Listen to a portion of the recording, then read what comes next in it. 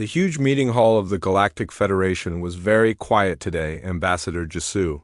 Kim walked slowly to the center of the room where all the alien leaders were sitting and watching her.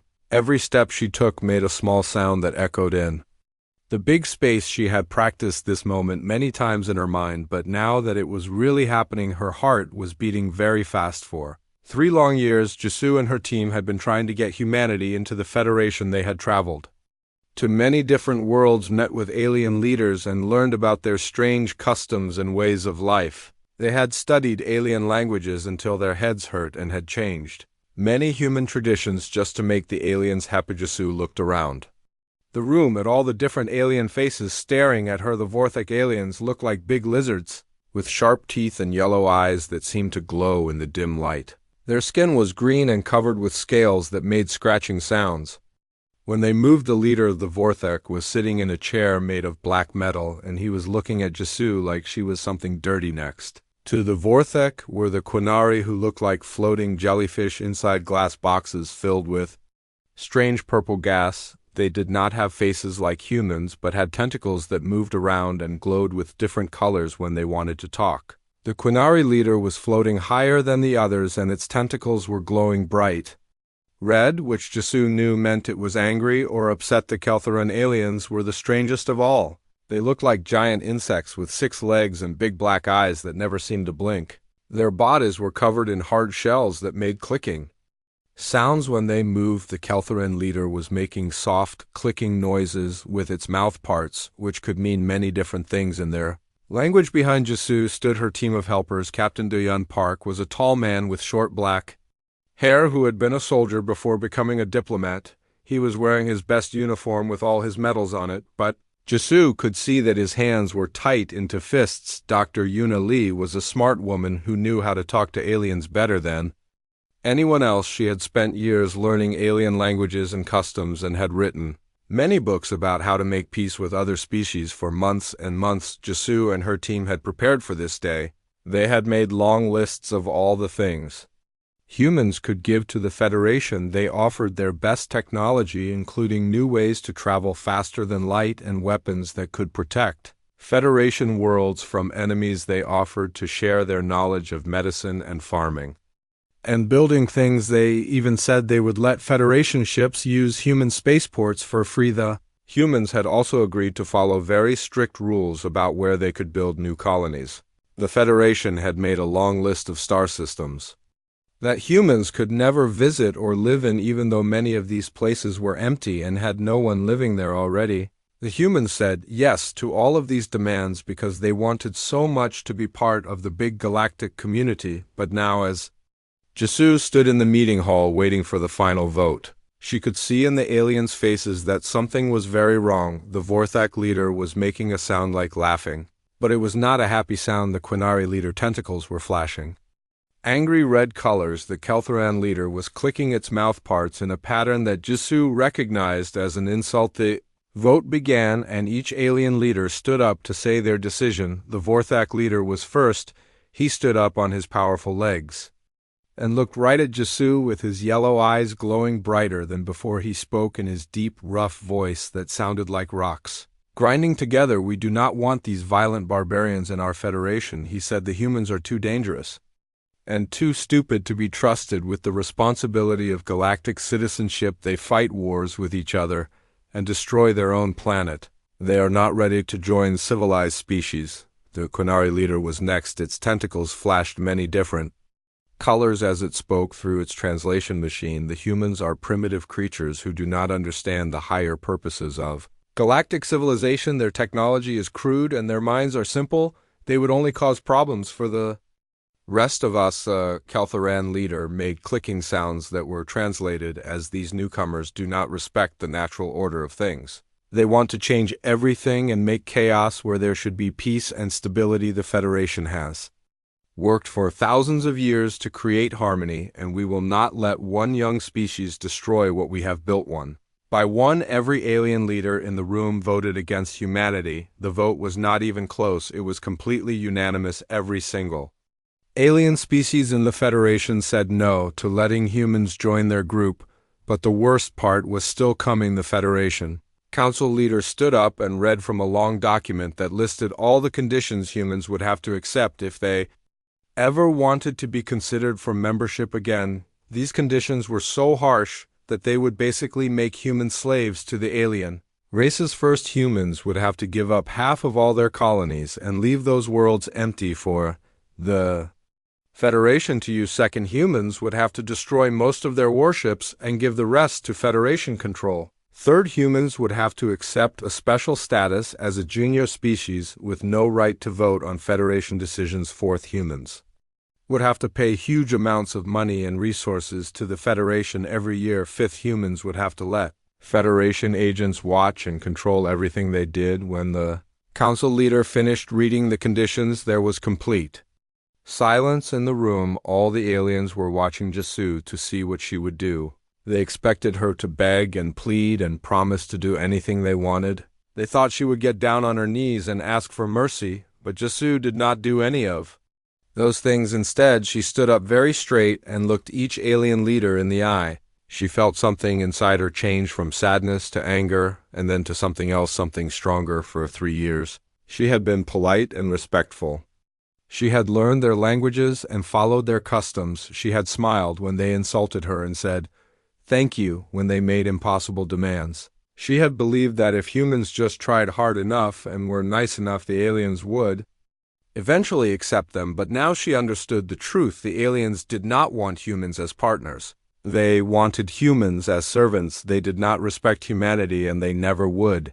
No matter how much humans gave or how many sacrifices they made, it would never be enough for these proud alien rescuers. Felt her diplomatic training fall away and her human pride take its place. She gathered up all her papers and documents and shut off her translation device so she could speak in clear human words that everyone would understand. "We came here seeking partnership," she said in a loud, clear voice that filled the entire hall. "We offered our friendship, our knowledge, and our loyalty in return. You have shown us nothing but contempt and demanded our complete submission." The aliens looked confused by her response. They had never seen a rejected species react this way before. Usually the representatives would cry and beg and promise to do anything for another chance. Jisoo continued speaking, and her voice got stronger with each word. "Humanity respectfully declines your generous offer. We will not accept these conditions, and we will not beg for your approval. We came here as equals seeking friendship, but you have made it clear that you see us as nothing more than potential slaves." She looked around the room one more time at all the alien faces staring at her in shock and surprise. "We will remember this day, and we will remember how you treated us when we came to you in peace and good faith. We offered you our best, and you gave us your worst." Captain Do-Yun Park and Dr. Yuna Lee stood up behind her, and together the three humans began walking toward the exit. The clicking and hissing and the electronic sounds of alien languages filled the air as the Federation leaders began talking excitedly among themselves at the doorway. Jisoo stopped and turned back to face the assembled aliens one last time. Her voice was calm and steady as she spoke her final words to them. "The universe is a big place, and humanity will find its own way forward. We do not need your permission to be great, and we do not need your approval to succeed. Good day to you all." With that, the human delegation walked out of the Federation Council chamber, leaving behind 3 years of hard work and dreams of easy acceptance into galactic society. The aliens watched them go with expressions of amusement and dismissal, completely certain that the humans would come crawling back within a few months, desperate to accept whatever terms were offered. None of them realized that they had just made the biggest mistake in galactic history. 6 months had passed since the humans walked away from the Federation talks, and strange reports were coming in from all over the galaxy. Human ships were being seen in places where no one expected them to be. New human colonies were appearing on worlds that other species had said were too dangerous or too worthless to settle on. Commander Minho Choi stood on the bridge of his new battleship called the Indomitable, watching as another group of human families arrived at the frontier colony of New Kyoto. These were not scared refugees running away from their homes. These were brave volunteers who had given up comfortable lives on safe inner worlds to help build something completely new. The ship that brought them was unlike anything the galaxy had seen before. It was sleek and fast with weapons that could punch holes through the strongest alien armor. The humans had been busy during their 6 months away from Federation space.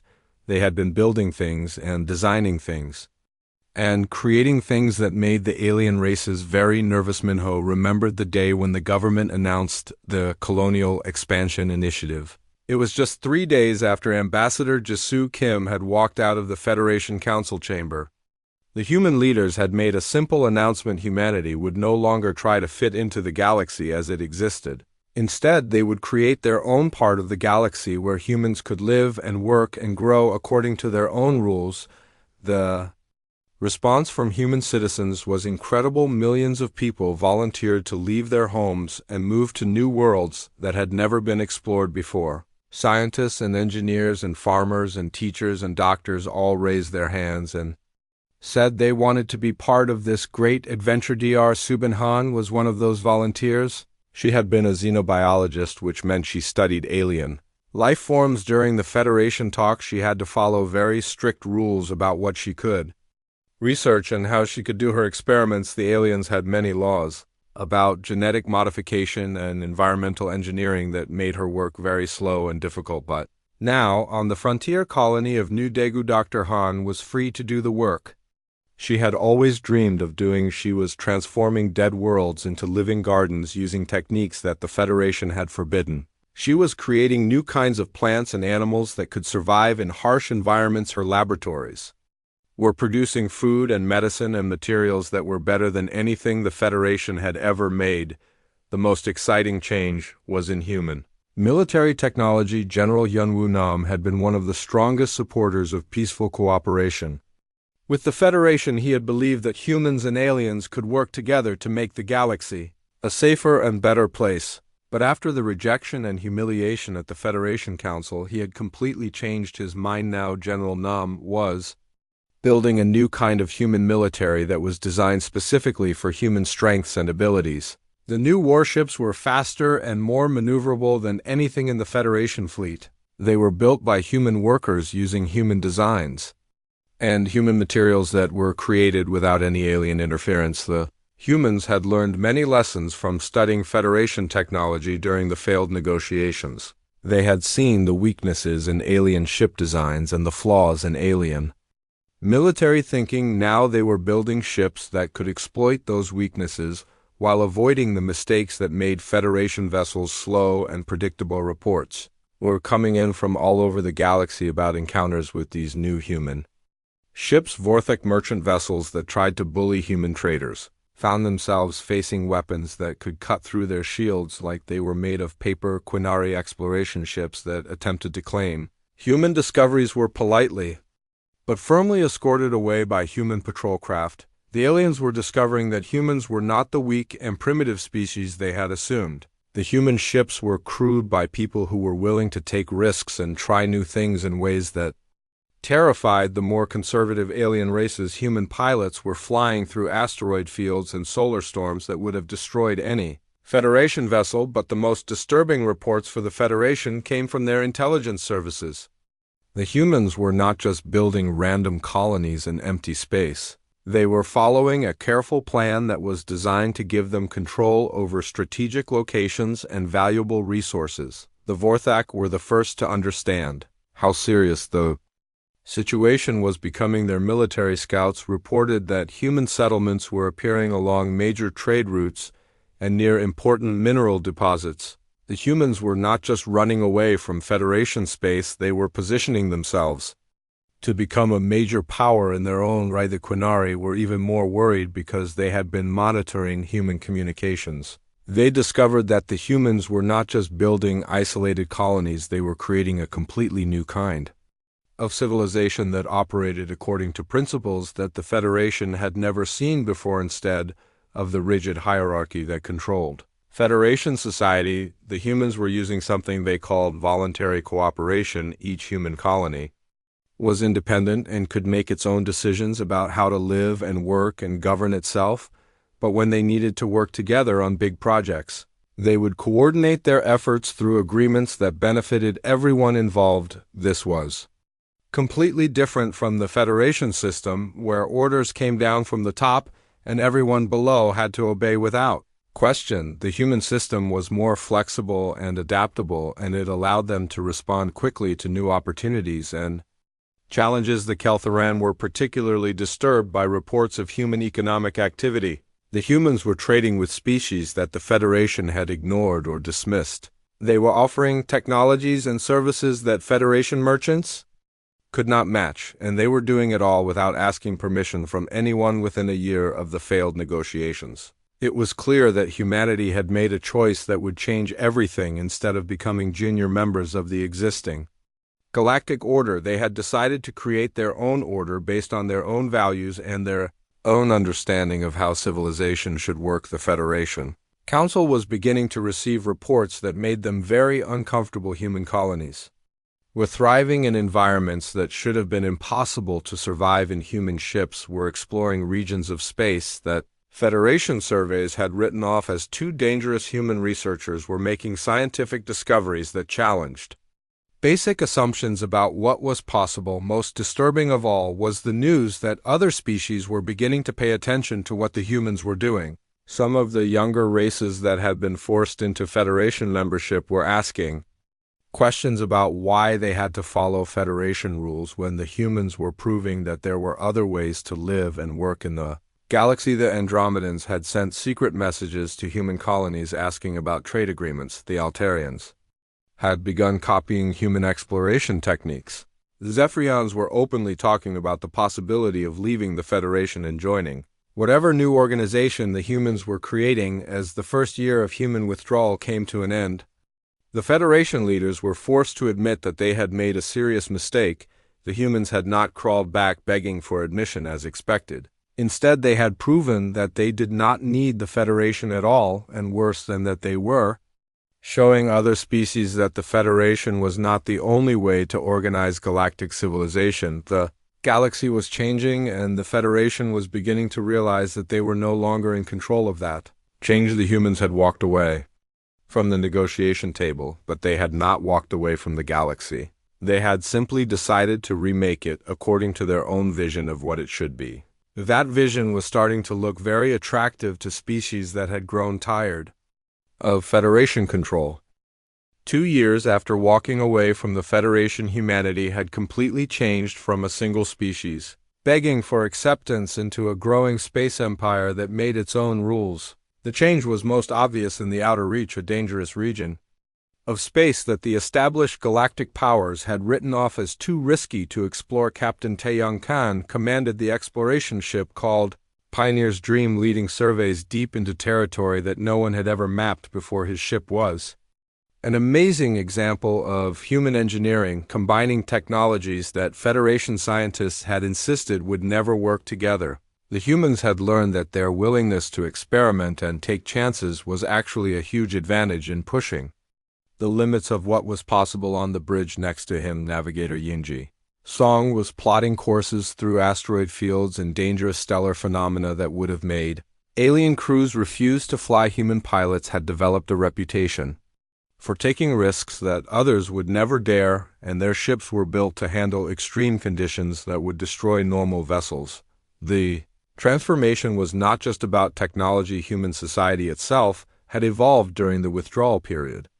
Without needing to follow galactic standards, human colonies had created new forms of government and new economic systems that maximized their species' natural strengths. The competitive drive that aliens had called barbaric had become the engine of unprecedented innovation and growth. Darjawan Park had been a frustrated academic during the Federation talks, forced to follow research protocols that made her work slow and boring. But now, in her laboratory on the colony world of Nubizan, she led a team of scientists who were making breakthrough discoveries in faster-than-light communication, advanced materials science, and energy generation. Her research facility had become a hub of innovation that was attracting the brightest minds from across human space. Every day brought new discoveries that would have been impossible under Federation restrictions. The humans were advancing their technology at a pace that made the aliens very nervous. The most significant development was the creation of the Human Colonial Alliance, a loose confederation of independent human worlds that shared resources, technology, and mutual defense agreements. Unlike the rigid hierarchy of the Federation, the Alliance operated on principles of voluntary cooperation and mutual benefit. This flexibility allowed human colonies to adapt quickly to local conditions and opportunities. A mining colony on a harsh desert world could develop completely different social structures from a research station in orbit around a gas giant, but when they needed to work together on large projects, they could coordinate their efforts through voluntary agreements. The galaxy was definitely taking notice. Human traders were appearing in neutral systems offering technologies and goods that Federation merchants could not match. Human exploration vessels were mapping regions that had been considered impassable, opening up new trade routes and revealing valuable resources that the Federation had missed. Human colonies were thriving in environments that other species had considered uninhabitable. The humans had learned to live on worlds with deadly radiation, extreme temperatures, and toxic atmospheres. They had developed new kinds of technology and new ways of organizing society that allowed them to succeed where others had failed. Most concerning to the Federation were the reports of human military capabilities. The warships coming out of human shipyards were unlike anything seen before. They were faster, more maneuverable, and packed with weapons that seemed to violate established principles of physics and engineering. Human crews operated these vessels with a skill and daring that made them incredibly effective. The humans had studied Federation military doctrine during the failed negotiations and had identified all its weaknesses. Their new ships were specifically designed to exploit those weaknesses while avoiding the predictable patterns that made Federation fleets vulnerable. The first real test came when a Vorthek raiding fleet decided to attack a human mining operation in the Kepler sector. The Vorthek had assumed that isolated human settlements would be easy targets, just like the vulnerable colonies of other species that they had raided before, but instead of finding helpless miners, the Vorthek fleet encountered a coordinated defense network that included military vessels, armed civilian ships, automated defense platforms, and weapons that could track and destroy targets across vast distances. The human response was swift, precise, and devastating. The Vorthek fleet was completely destroyed within hours, with only a few survivors escaping to tell the tale. The news sent shockwaves through the galaxy. The humans had not just defended themselves, they had demonstrated military capabilities that suggested they had been preparing for exactly this kind of confrontation. The survivors reported that human weapons were far more advanced than Federation intelligence had believed. Human ships moved in ways that should have been impossible, and their crews fought with a coordination and effectiveness that the Vorthek had never encountered before. More disturbing were the reports of human tactics. The humans had not simply met the Vorthek attack with superior firepower, they had used deception, misdirection, and psychological warfare to confuse and demoralize their enemies. The Vorthek commanders found themselves fighting an enemy that seemed to anticipate their every move. The battle in the Kepler sector proved that humanity was not just another minor species trying to find its place in the galaxy. They had become a major power with the military strength to defend their interests and the technological capability to challenge the established order. For the first time since the failed negotiations, the Federation Council began to seriously consider the possibility that they had made a terrible mistake. The humans were not the weak, primitive species they had dismissed. They were a rising power that could potentially threaten Federation dominance. The Quinari began conducting secret intelligence operations to learn more about human capabilities. The Vorthak started positioning military forces along the borders of human space. The Keltharan attempted to disrupt human trade relationships through economic warfare, but all of these efforts were too little and too late. The humans had used their 2 years of withdrawal to build something completely new, and the galaxy was beginning to understand that this new humanity was not going to be controlled or contained by the old powers. Reports were coming in from across the galaxy of species that were beginning to question Federation authority. The success of human colonies and the effectiveness of human military forces were inspiring other races to consider whether they really needed Federation protection. The Andromedans had secretly contacted human diplomats about possible trade agreements. The Altarians were studying human exploration techniques. The Zephyrians were openly discussing the possibility of leaving the Federation and seeking alliance with humanity. The galaxy was changing, and the Federation was losing control of that change. The humans had proven that there were alternatives to Federation rule, and those alternatives were looking very attractive to species that had grown tired of serving the interests of the galactic elite. As the third year of human withdrawal began, it was clear that the galaxy would never be the same. The humans had not just rejected Federation membership. They had created a new model of civilization that was spreading across the stars. The balance of power in the galaxy was shifting, and the Federation Council was finally beginning to understand just how badly they had miscalculated. What had started as a simple rejection of a minor species had grown into a crisis that threatened the very foundations of galactic civilization. Admiral Wujin Li stood in the command center of the human starbase called Defiance, watching as intelligence reports flowed in from across the galaxy. The humans had spent 3 years building an extensive network of informants, traitors, and sympathetic contacts throughout Federation space. What they had learned was deeply disturbing. The Federation was not the peaceful alliance it claimed to be. It was a rigid hierarchy that kept newer species in permanent subjugation. While the founding races enjoyed all the benefits of galactic civilization, dozens of species lived under conditions similar to what had been offered to humanity, serving as little more than resource providers and cheap labor for their supposed betters. Dr. Seokjin Kim had been a diplomatic aide during the original humiliation at the Federation Council.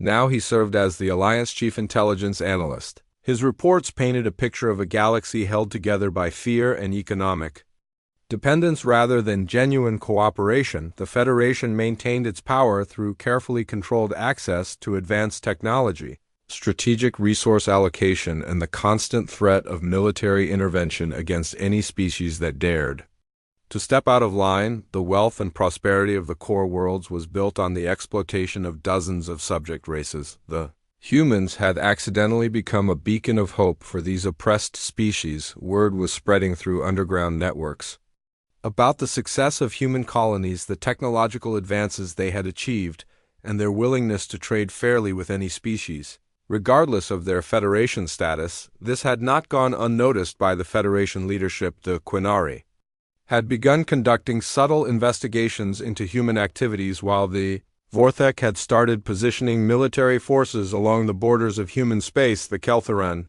masters of economic manipulation, had begun attempting to disrupt human trade relationships through various forms of financial warfare. The situation reached a breaking point when a delegation from the Zephyrian species arrived at the human colony of New Sol. The Zephyrians were a peaceful insectoid race that had been forced into Federation membership decades earlier and had suffered under increasingly harsh restrictions on their development.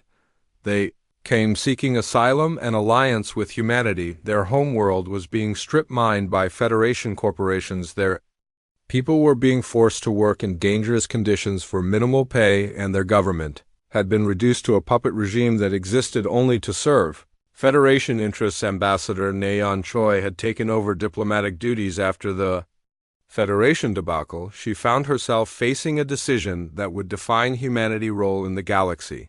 Accepting the Zephyrian request would be seen as a direct challenge to Federation authority, essentially declaring that humans considered themselves equals to the galactic powers rather than subjects seeking admission. The decision was made in consultation with the Colonial Alliance Council, the governing body that had emerged from the various human settlements. Representatives from dozens of human worlds participated in the debate through quantum communication links that allowed instant discussion across vast distances. The debate was intense. Some argued that accepting the Zephyrians would provoke a war that humanity might not be ready to fight. Others insisted that turning away people seeking freedom would betray everything that the Alliance stood for. The discussion continued for hours as representatives weighed the risks and benefits of each choice. In the end, the vote was unanimous. Humanity would accept the Zephyrian delegation and offer them full membership in the Human Colonial Alliance. The decision was announced simultaneously across all human worlds, and the response was immediate. An overwhelming human colonies began preparing to receive Zephyrian refugees. Human shipyards started construction on vessels designed specifically for Zephyrian physiology. Human scientists began developing technologies that could help restore damaged Zephyrian worlds. The response from the Federation was swift and predictable. Within days, human traders found themselves banned from Federation. Space human diplomats were expelled from neutral systems, and a massive military fleet began assembling at the edge of human territory. The Vorthik Admiral Krexler, commander of the Federation Response Fleet, issued an ultimatum that was broadcast across the galaxy. The humans had 30 days to surrender the Zephyrian refugees, dissolve their colonial alliance, and accept Federation. Oversight of all their activities. Failure to comply would result in military action to restore galactic order. The message made it clear that the Federation was prepared to use overwhelming force to crush human resistance and return the galaxy to its previous state of controlled stability. The ultimatum was received in the command center of the Defiance, where Admiral Lee and his staff were monitoring the situation. The Federation fleet that was assembling was massive, over 300 warships, including some of the most powerful vessels in the galaxy, but the human response was immediate and decisive. Every human world began mobilizing their defenses. The Colonial Alliance military, which had been quietly building strength for years, activated contingency plans that had been prepared for exactly this scenario. Human warships began converging from across the frontier. Mining vessels were converted into armed transports. Civilian ships were equipped with weapons and shields. Research stations were transformed into military bases.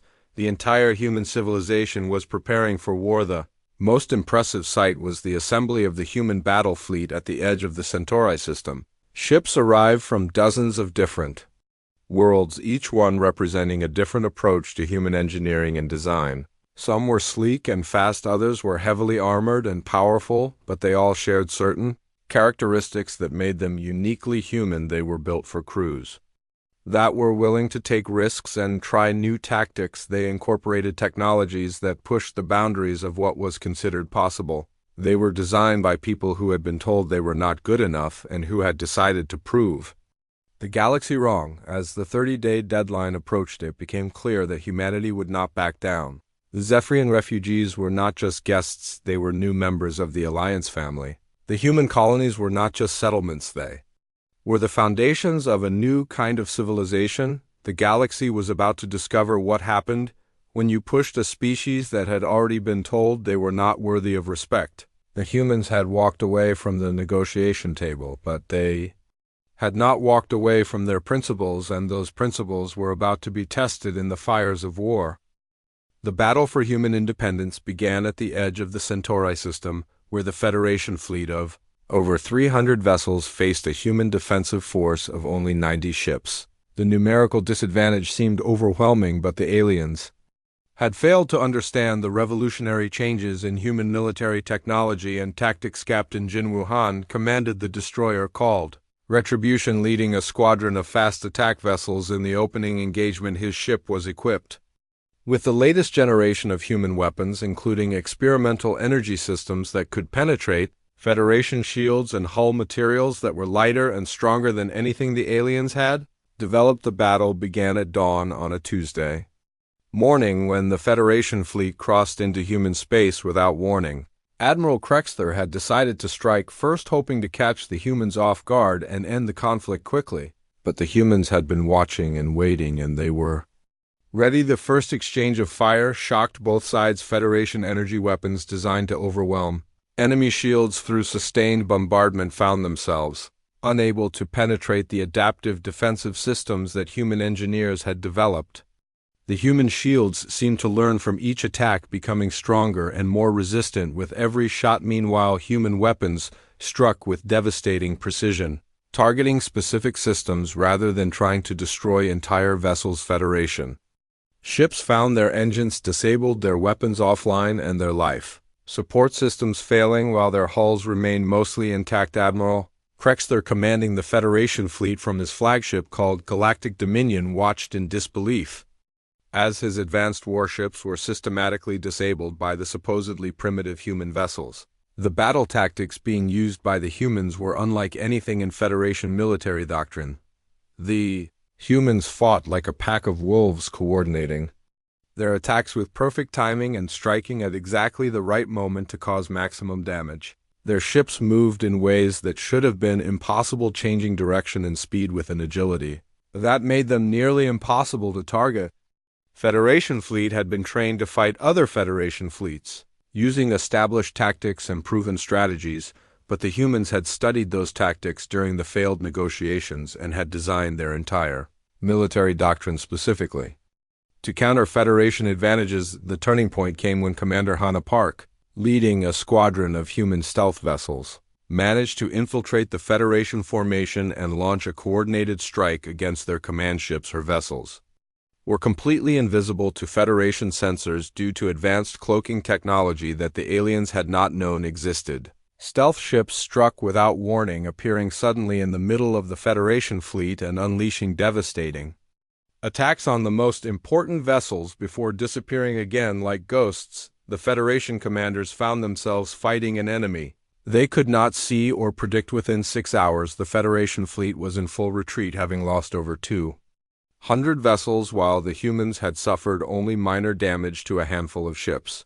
The victory was so complete and so unexpected that news of the defeat spread across the galaxy like wildfire. The immediate aftermath was chaos. Species that had been suppressed by the Federation for decades began openly questioning their allegiance. The Zephyrians, emboldened by human protection, declared their independence and joined the colonial alliance. Within weeks, they were followed by the Andromedans, the Altarians, and nearly a dozen other species. Dr.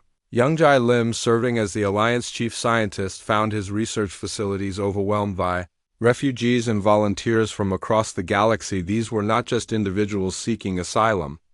They were entire research teams, military units, and even government officials who had decided that the human model of voluntary cooperation was better than Federation tyranny. The technological exchange that resulted from this influx of alien knowledge was extraordinary. Human scientists working alongside brilliant minds from dozens of species achieved breakthroughs that would have taken decades under the old system. New forms of faster-than-light travel, advanced medical treatments, and revolutionary manufacturing techniques emerged from this collaboration. The Federation Council, meanwhile, was in complete crisis. The Quinari had begun withdrawing from joint military operations. Concerned about the implications of their crushing defeat, the Keltharan were frantically trying to prevent economic collapse as their carefully controlled trade networks began to unravel. Even the Vorthek, the most militaristic of the Federation species, were beginning to question whether continued conflict with humanity was sustainable. The survivors of the Centauri battle brought back reports of human capabilities that seemed almost impossible to believe. The situation deteriorated further when human expeditionary forces began liberating Federation labor camps and freeing species that had been enslaved for generations. These operations were conducted with surgical precision, avoiding civilian casualties while demonstrating that Federation military forces were powerless to stop them. The humans did not simply attack and destroy Federation facilities. Instead, they offered the freed species a choice: join the alliance as equals or remain independent with guaranteed protection from Federation retaliation. Most chose to join the alliance, while others established their own governments under human protection. President Su Jinyun, elected leader of the Human Colonial Alliance, addressed the galaxy in a broadcast that reached every inhabited system. Her message was simple but powerful: the age of galactic tyranny was ending, and a new era of cooperation and mutual respect was beginning. Any species that chose freedom over subjugation would find welcome in the alliance, she promised.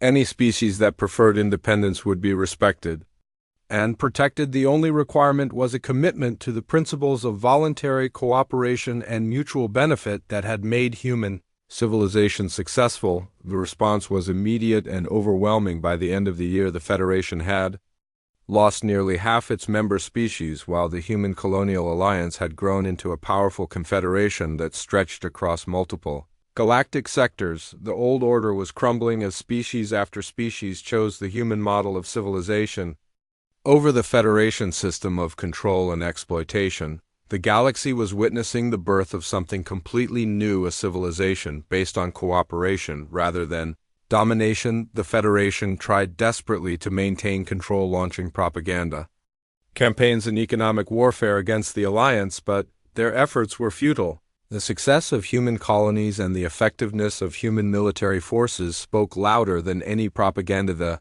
war continued for another 2 years, but the outcome was never in doubt. The Federation forces were fighting to maintain an old system that was already dead, while the Alliance forces were fighting to build something new and better. The final battle took place in the Sol system, where a desperate Federation fleet attempted to strike at Earth itself, but they found the human homeworld protected by a defense network that made their earlier defeats look like minor skirmishes. The Federation fleet was not just defeated, it was completely annihilated. The survivors limped back to their core worlds with news that would end the war forever. The Federation, as a galactic power, was finished. The galaxy would never be the same. 5 years after humanity walked away from Federation negotiations, the galaxy had been transformed beyond recognition. The Human Colonial Alliance had evolved into the Galactic Cooperative, a loose confederation of over 70 species united by principles of voluntary association, mutual benefit, and respect for individual sovereignty. Fleet Admiral Sung-Hoon Kim stood on the observation deck of the massive space station called New Harmony, watching as ships from dozens of species conducted joint training exercises in the space around the former Federation capital world. The irony was not lost on him that this system, once the seat of galactic oppression, had become the symbol of interspecies cooperation. The transformation had not been entirely peaceful. The core Federation species, led by the increasingly desperate Vorthek, had fought a bitter 3-year war to maintain their dominance, but their rigid military doctrine and reliance on enslaved auxiliaries had proven no match for the flexible, innovative tactics employed by cooperative forces. The war had ended not with a climactic final battle, but with a gradual collapse of Federation authority as more and more species defected to the cooperative. The final blow came when the Keltheran master manipulators of the galactic economy announced their intention to join the new alliance rather than face economic isolation. Dr. Mayan Ko, now serving as the cooperative chief diplomatic officer, had overseen the integration of dozens of former Federation species into the new alliance. Each integration was unique, respecting the cultural values and governmental preferences of the joining species while maintaining the core principles that had made the cooperative successful. The most remarkable aspect of the transformation was the explosion of innovation and creativity that resulted from genuine cooperation between species.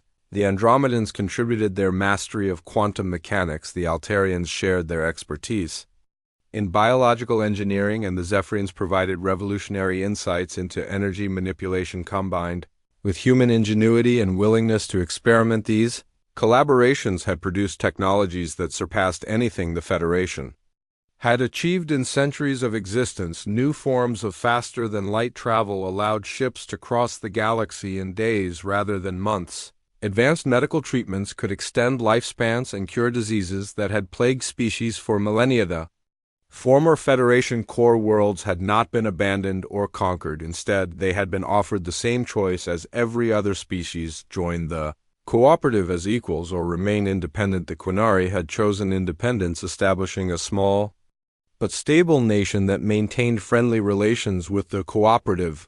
The Vorthek had initially refused all offers of cooperation, but internal pressure from their own people had eventually forced them to accept associate membership. Their military traditions were redirected toward exploration and defense rather than conquest and oppression. Only the Keltheran had truly thrived in the new order. Their natural talent for trade and negotiation, freed from the constraints of Federation hierarchy, had made them invaluable partners in the cooperative expansion. They had become the primary architects of the new economic system that ensured fair distribution of resources and opportunities.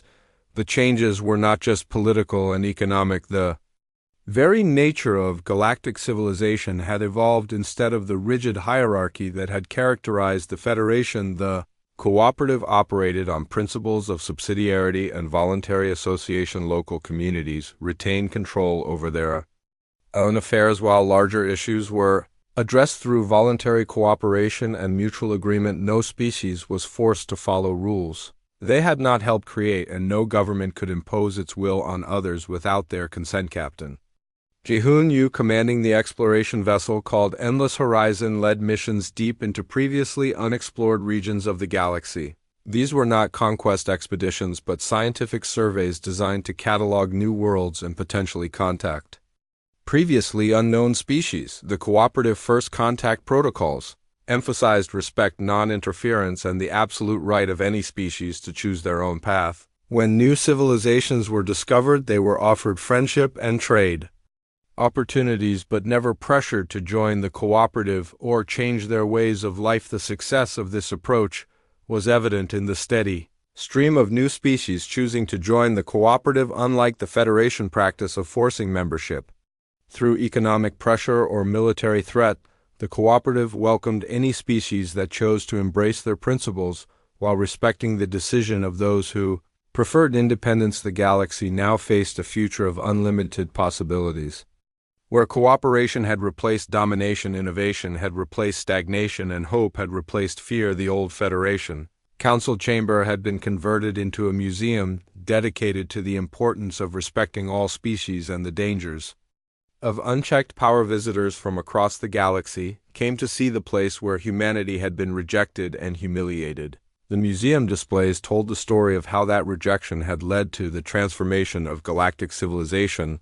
The final exhibit was a recording of Ambassador Jisoo Kim walking away from the Federation talks with dignity and determination. As President Soo Jin-yoon prepared to step down after her second term, she reflected on the incredible journey that had brought them to this point. Humanity had walked away from the Federation not out of arrogance or aggression but out of a simple refusal to accept subjugation. That decision had not only liberated humanity but had ultimately freed the entire galaxy from centuries of oppression. The lesson was clear: sometimes the most profound changes begin with a simple refusal to accept the unacceptable. The new galaxy was not perfect. There were still conflicts and disagreements and challenges to overcome, but for the first time in recorded history, the galaxy was governed by cooperation rather than fear, by mutual respect rather than force, by hope rather than despair. Children growing up in the cooperative learned about the old Federation as a cautionary tale about what happens when power becomes concentrated in the hands of a few. They learned that every species had value, every culture had wisdom, and every individual had the right to choose their own destiny. The humans had walked away from talks, and the galaxy had been transformed forever. The rejection that had seemed like humanity's greatest failure had become the catalyst for the greatest advancement in galactic civilization, and in the end that may have been the most human thing of all, turning rejection into determination, failure into success, and humiliation into hope for billions of beings across the stars.